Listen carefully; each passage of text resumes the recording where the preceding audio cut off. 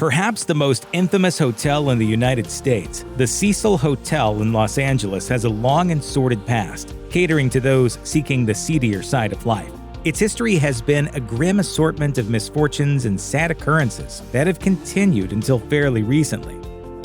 The first recorded suicide at the Cecil happened at a time when the Great Depression was truly ramping up and was perhaps an ominous portent for things to come over the following decades, as there would continue to be such deaths from that point on. Every hotel has suicides. Every hotel maybe would have a murder or two. Not like this. On November 19, 1931, a Manhattan Beach resident, one W.K. Norton, was found by hotel staff in his hotel room, deceased.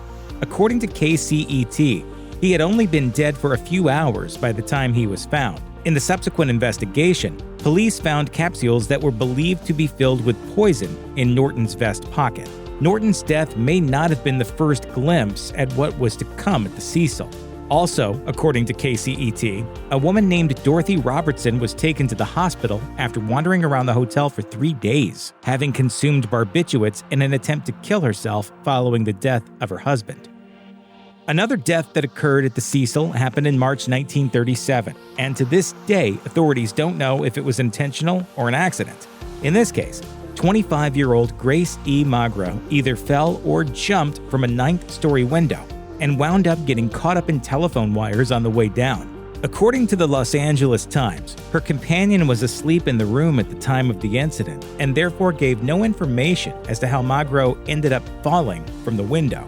Magro was transported to the Georgia Street Receiving Hospital, where she died soon after. She is the first of many people, if she did indeed choose, to end her own life by jumping from the higher stories of the Cecil Hotel. Is there a room here that maybe somebody hasn't died in? In September 1944, 19-year-old Dorothy Jean Purcell had been staying in the Cecil for a couple of days with 38-year-old Ben Levine when she awoke in the early morning hours to the feeling that she was about to give birth.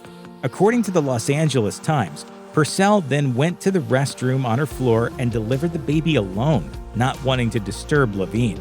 Believing the baby to be stillborn, Purcell then threw it out a nearby window. The baby landed on the roof of a nearby building, and Purcell went back to her room, deciding to refrain from telling Levine what had happened. Purcell was arrested shortly after the event took place.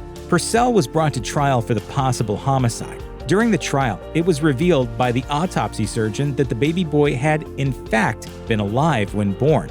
The proof, the examiner explained, was evidence of oxygen in the lungs. Purcell was also examined by psychologists and eventually found not guilty by reason of insanity. They rented a room, went up to the room, and then jumped out the window. Another person who is known to have jumped to her death from the Cecil Hotel is 27-year-old Pauline Otton, who did so in October 1962. Otton, though, did not simply kill herself after jumping. According to Film Daily, Otton leapt from the window of her 9th-story room following an argument with her estranged husband. Unfortunately, when she fell, she landed on a 68-year-old transient man named George Gialini, who just happened to be walking by at the time. By the time police arrived, both Otton and Gialini were dead, having been killed instantly upon impact. When beginning their investigation, there were no witnesses to the events, which complicated things. Initially, police thought that the two had potentially leapt together from the hotel. The truth became clear, however, when police discovered his hands in his pockets and his shoes still on, something that would not have been possible had he also jumped from the hotel. Some of the deaths that have occurred at the Cecil have remained unsolved to this day, and the case of Pigeon Goldie Osgood is one of them. She was a retired telephone operator who earned her nickname because she was known to frequently feed the pigeons in Pershing Square. A woman whose most dangerous act, according to the Los Angeles Times, was to scare away bigger birds from the smaller ones she was feeding, was found dead in her Cecil hotel room in 1964, having been shot, stabbed, and sexually assaulted. The hotel staffer who found her body also found her Dodgers baseball cap and bags of feed next to the body. Police suspected that Osgood's death was connected to another that occurred the previous month at a nearby hotel. A 29-year-old laborer, Jacques Ellinger, was arrested by police after being seen in Pershing Square covered with blood shortly after the murder took place. Ellinger had admitted to knowing Osgood but denied having anything to do with her death. police never found enough evidence to charge Ellinger or anyone else, and the crime sadly remains unsolved. Perhaps the most famous person on this list, the Satan-worshipping serial killer Richard Ramirez, the Night Stalker, is said to have spent some time living at the Cecil in the mid-1980s, during which he engaged in a crime spree that devastated Los Angeles. According to biography, Ramirez was known to have killed at least 14 people and sexually assaulted and tortured at least 20 more between June 1984 and August 1985. I'm afraid for everybody, elderly, young, everybody. From childhood through his teen years, Ramirez's criminal behavior exponentially increased, starting with a 1977 arrest for marijuana. His first murder occurred 7 years later, in 1984, when he killed 9-year-old May Linda Lung in San Francisco's Tenderloin district. This crime wasn't connected to Ramirez until new DNA technology was used, over 20 years later. Ramirez's first Night Stalker killing occurred on June 28, 1984, when he assaulted, then stabbed to death 79-year-old Jenny Vincow. From that point, he spent over a year terrorizing Los Angeles before being caught and arrested in August 1985, when he attempted to steal a car. Area residents chased Ramirez and proceeded to beat him until the police arrived.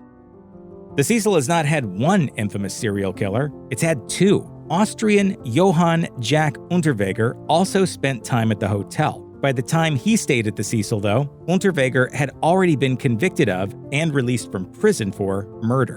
In 1974, Unterweger killed 18-year-old Margaret Schaefer and was given a life sentence for it. According to biography, he began to write prodigiously in prison and accrue a following for his work. Less than a decade after being sentenced, a petition was started for his release, which happened in 1990 after he served the minimum 15 years required by Austrian law. Upon release, Unterweger took the lives of at least 7 more people before being hired by a magazine to write about crime in Los Angeles.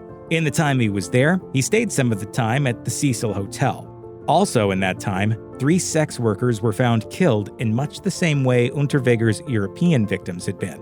Unterweger came under suspicion for the deaths, and when police finally had enough evidence, he had fled.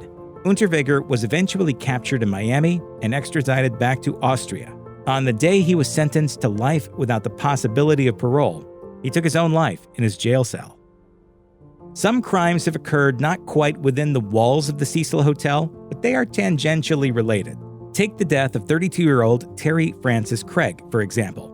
The Los Angeles Times writes that in 1988, Craig had been found brutally stabbed to death in the rented Huntington Beach home she had shared with her boyfriend, Robert Sullivan.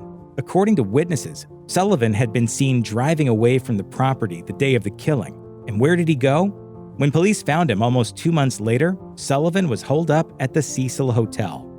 One of the most recent tragedies to strike on the grounds of the Cecil Hotel is that of 21-year-old Canadian student Elisa Lam, who was found in a water supply tank on top of the hotel on February 19, 2013. According to CNN, after complaints from residents about the pressure and taste of the water, a maintenance worker found her body. Lam's story is a tragic one. She checked into the hotel on January 26th, and the last known footage of her was taken 5 days later. In the video, Lam can be seen entering and leaving an elevator, pressing the buttons multiple times, and possibly gesturing and talking to someone off-screen, who she may or may not have been hiding from. This footage was not the only cause for consternation and confusion by police and armchair detectives alike, though. The physical location of Lam's body also created issues in explaining her death. She was found inside one of the 4 8-foot-tall water cisterns on the hotel roof. Not only that, her possessions and clothing were found inside the tank with her, though she was undressed. Theories range when it comes to explaining Lam's disappearance and death. While the paranormal and the hotel's history have been invoked, CNN reports that her death was ruled an accident. The explanation is that, she was having some behavioral difficulties and maybe didn't know exactly what she was doing. USA Today adds that bipolar disorder, which Lam was on medication for, was a significant factor in the death. This explanation, though, sadly does not fully explain just how Lam ended up in the water tank.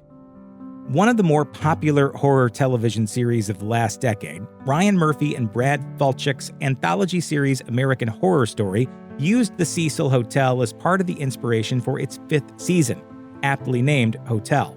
Set at the Hotel Cortez in Los Angeles, the season dives into the hotel's mysterious past and the guests that have, for various reasons, never checked out.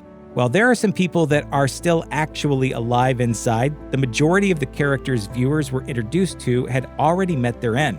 This is put on full display in the episode Devil's Night, when Mr. March hosts a dinner for a veritable who's who of American serial killers, including John Wayne Gacy, Eileen Wuornos, Jeffrey Dahmer, the Zodiac Killer, and the Cecil's own former resident, Richard Ramirez. I don't get you, man. The real fun starts after you get caught, don't you know that? And giving yourself your own nickname, not cool, dude. The Cecil Hotel wasn't the only inspiration for the season, though. According to Screen Rant, there was another infamous hotel used, built in the late 1800s to accommodate visitors to the 1893 World's Columbian Exposition, or World's Fair. H.H. Holmes' Murder Castle and Holmes himself were integral references for many of the plot points of the season. While March is not a direct adaptation of Holmes, the similarities are there. While the Cecil Hotel may seem like the kind of place that should have been shuttered long ago, it is in fact still open. In 2007, new owners started renovating and refurbishing the hotel, working to turn it from single resident occupancy housing into something closer to a hostel-like boutique hotel experience. A few short years after that, in 2011, the Cecil Hotel got another upgrade, a new name. In 2011, the Cecil Hotel became the Stay on Main, a few years after a portion of the hotel was refurbished by a new owner. Then, in 2014, the hotel was again sold to Richard Bourne, a New York-based hotelier. Then, in 2015, Simon Barron Development entered a 99-year ground lease with the property owner, according to Curbed Los Angeles. At that time, plans for renovation included rehabbing 261 of the 301 residency units and building 30 additional in a different spot owned by the company. Then, in 2017, it was designated a Los Angeles historic landmark. As of early 2021, the Stay on Main is not open, though as Curbed wrote in 2019, construction is supposed to wrap in mid to late 2021. If you or anyone you know is having suicidal thoughts, please call the National Suicide Prevention Lifeline at 1-800-273-TALK, 1-800-273-8255.